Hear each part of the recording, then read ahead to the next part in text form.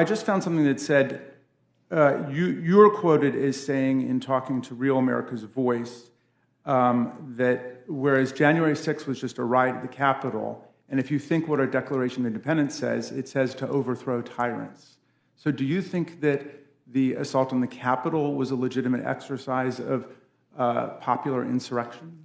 Oh, Mr. Raskin, I know it's early in the morning, but this is the Rules Committee. This isn't your Trump derangement committee that you call the January 6th committee.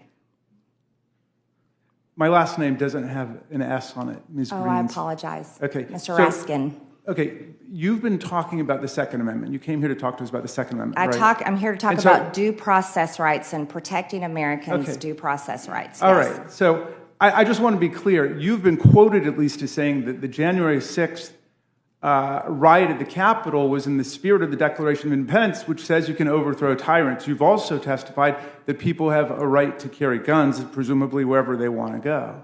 So it seems to me that lots of people were armed on that day, but the logic of your argument is that everybody could have been armed and brought their weapons with them. And I'll take that as a conclusion. What evidence do you have that a lot of people were armed that day? Mr. Raskin, do you have that to introduce into the record? Just wait for it. But when it comes out, presumably you'll be supporting it, right? That they would have a right to have guns and knives with them. Is that right?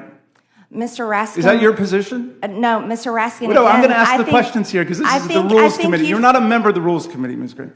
Are you? Are you a member of the Rules Committee? I'm a witness here at the Rules Committee. Okay, so let me just ask you a question. That is talking about due process rights, not your lies about January 6th, about President Trump and others. Okay. I never mentioned him. You've brought him up. All right. I think